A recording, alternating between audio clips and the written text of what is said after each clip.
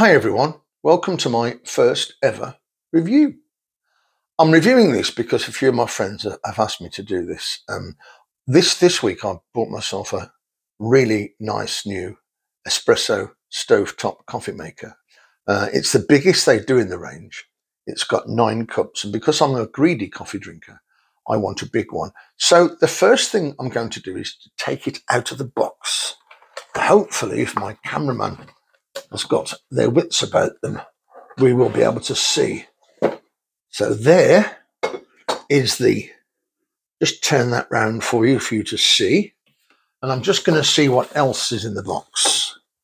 So what else is in the box? We've got a nice little bag here, and the bag has got the logo on. I'm assuming that's for travel purposes. I'll just see what else is in there. We've got a spare gasket. That's a nice little touch. We've also got a little cleaner. I'm assuming that cleans the chute which the coffee travels in from the base to the top. That's an excellent idea. This, I'll explain what this is shortly. This is an extra filter for those people who don't want a strong coffee. And this is a very, very snazzy spoon. I caught my finger in this the other day. Please be careful. It's really, really sharp. I'm not going to make an accurate judgment on what that's for, but I've got a funny feeling that if we open the top there, I've got a funny feeling this sits in there like that. That's assuming you want to store your coffee pot with that on there. I personally wouldn't. I would have this as a separate article. It's got the name on the spoon, which is once again a nice touch. Okay, and also in the box we've got a little manual in 6 different languages: English, German, Italian, French, Spanish, and Dutch. Absolutely brilliant. So, and there's the manual, and the manual has got everything in it we need. I'm not going to bore everybody rigid and go through the manual. I'm sure there are reviews out there that do that, but it's pretty basic. It tells you how to clean it, it tells you how to use it, and obviously it does tell you how to use all the accessories as well. And we've also got a very, very nice coaster. I think that's a lovely touch. So let's leave everything now. Let's leave everything there, shall we? And let's have a little look at the box to see if there's anything on the box that we need to know. So on the side of the box, and I like this very much, on the top of the box there, on that little flap, it gives us an email address if we're not happy. And that is a German email address with a little unhappy face. And then it tells us that it's suitable for all stove types. It's high quality stainless steel, which I can confirm. One-hand operation, which is interesting. Free accessories and easy cleaning. Turn it over. On the back, we've got a usage recommendation to wash before first use and after each use.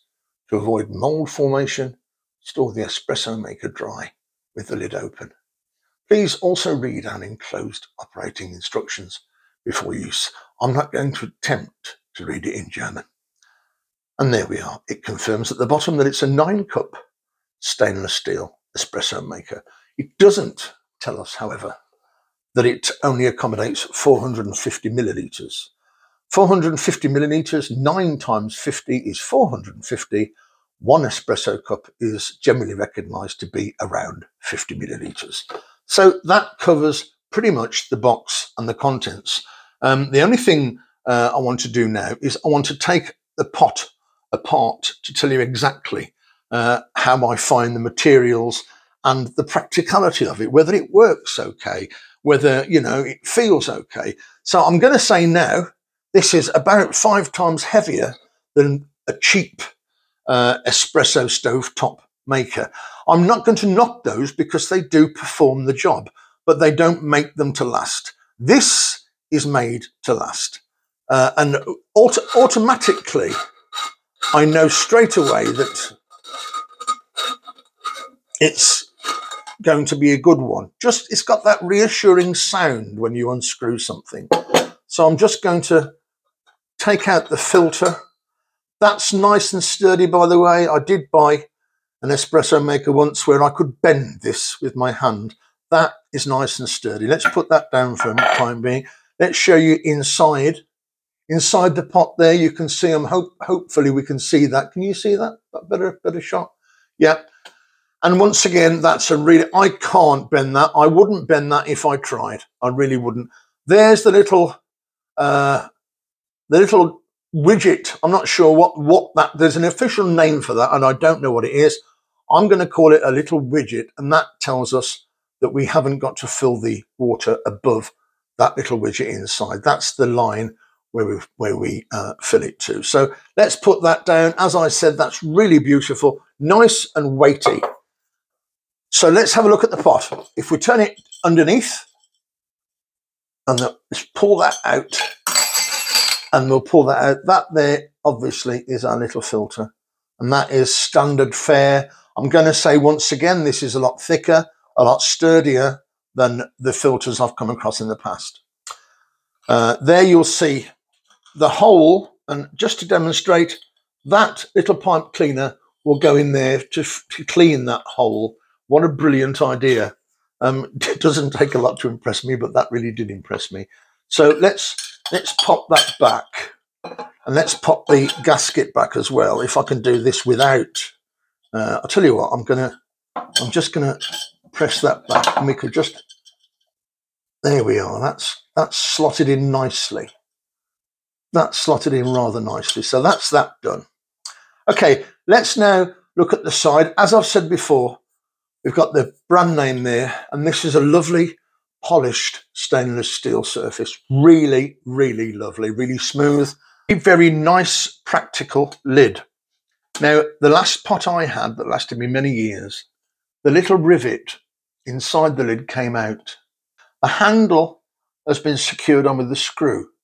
That's refreshing as well, because if the handle does come loose, we can always replace the screw, or we can obviously repair the handle. So just to take the lid up, and then inside you'll see the stainless steel inside. Beautiful, absolutely gorgeous, a lovely feel to it. It looks a very, very nice bit of kit. You know straight away when you handle it that you're handling something that that has a very decent and very acceptable degree of quality about it. So that covers the pot. Let's just see how it sounds. Wow, that's lovely. Now I'm going to explain what this is for. This basically is an artificial floor for this. Once we put this in there, we are reducing the capacity of the filter. So if we want a half-strength pot of coffee, we put this in. Now, you can see in there, there's a groove. That filter will sit in that groove like so. And all you need to do then is fill the coffee there. So obviously, you're only going to get a half-strength pot of coffee. The other theory is you may only want half a pot of coffee. So I suppose that filter serves two purposes. A, for half the quantity of coffee, and B, if you want a weaker coffee. I think, I've never seen that before. I'm sorry to all the educated, amazing coffee aficionados out there, but I haven't seen it before, and that impresses me hugely. Okay, the only thing I need to do now is just to tell you about the price. On Amazon in the UK, I paid £30 for this, 30 British pounds. That's approximately just under $40, and that's also probably around 35 euros. I think this is fabulous value. For the amount of money I've paid, I've got an excellent quality apparatus to make my coffee in. What I'm going to say is I could have paid £25 for one of those awful, nasty espresso makers that you can easily bend or even sit on. This is brilliant value for money.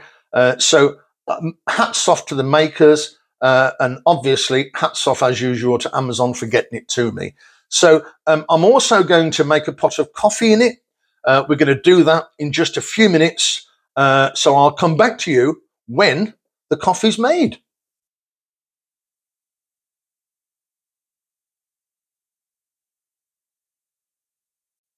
Okay, time to make a pot of coffee. I'm going to fill it up. Can we get right in that pot? I'm going to fill it up just below the little widget. If anybody wants to write in and let me know what the widget's called, I'll be really grateful. As you can see, can we just see there how close we are? There we are. I've probably left about 1/8 of an inch, or probably a little bit more than that, but I don't think there's any need for us to go any further than that. So now I'm going to just reach over and put the filter in. That's in quite securely. Okay, now I'm going to get my coffee. Now my friend bought me this for my birthday many years ago. It's from an amazing coffee storage company in California, and it's got this brilliant suction control, so that fits in really tightly and keeps the coffee beautifully fresh. I like to grind my own coffee beans, so, and the smell, as soon as I take that plunger out, the smell's wonderful. So let's use the spoon that comes with it and fill up the filter. Now, there's a debate out there that says, do you squash the coffee down or do you not? I've heard arguments for both. So as you can see, I filled the coffee completely. So it's not overflowing. I suppose we could easily level that off, but there's nothing to level off. So let's see how easy it is to screw that on. Right, okay. Absolutely no trouble whatsoever.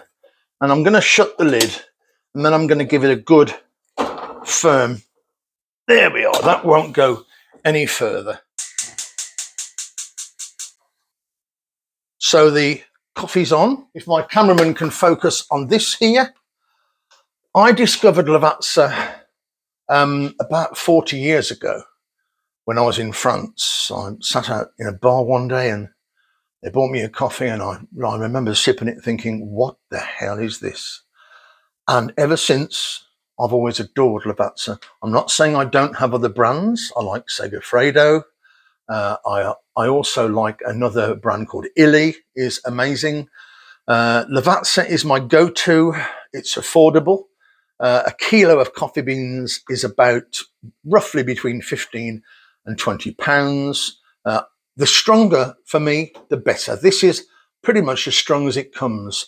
If it's too strong, very often I will add a splash of hot water just until it gets to that required intensity that I want, really. But there are days when I don't want to add a splash of hot water. There are days when I need a strong coffee, and I'm sure you can completely relate to that. But I love Lavazza, and all I can say is if you ever see their beans, the most famous brand of, because Lavazza is a huge range of coffee. The most famous one is the red and silver packet. And the coffee beans they use, they import them from Vietnam, and they are absolutely fabulous. So the coffee started to boil. I'm just going to carefully, and you can see, if we can get a little bit close in, you can see the chute is working beautifully. And if we can get close in, you can see they're starting to get a little crema. Crema is that gorgeous brown foam that forms on the top of the coffee. So far, it works fabulously. It works perfectly. And I can't tell you the smell right now. One of my favourite smells has to be coffee. All I need now is for there to be some bread baking in the oven, and I'd be a very, very happy bunny indeed. So now the moment of truth. I'm grabbing this, and it's not hot. It's completely, I'm not going to obviously touch the metallic area, but that's not hot, which is just wonderful. So I'm going to, what I often do this, I'm not sure if other people do. It's something I do, it makes me feel better. I like to give my coffee a bit of a stir. Okay, let's just pop that chute down. And now I'm going to carefully, very carefully, of course, pour the coffee. I'm going to hold the cup up, and this cup is about 30 years old. And that is a cup that I bought from Normandy in France. A very, very lovely kitchen shop. I fell in love with this set. As you can see, the colour is beautiful. I know straight away that's going to taste amazing. So obviously, I'm very, very pleased and looking forward to it. I'm just going to have a little taste of that, just a small sip. Absolutely beautiful. Really, really beautiful. So in conclusion, I'm very, very happy. For £30, I've got a smashing coffee maker. It makes my favourite brand of coffee perfectly. Have another little look at that wonderful coffee in there, and that is beautiful. What I like about this, when the tank of water empties, that's not full. It's only about 2/3 of the way full, which means it's a lot safer. I like that aspect for me, and the reason for that is, and I'm sure there are people out there, I'm quite clumsy. I like that aspect of it. My old coffee pot used to fill right up to the top.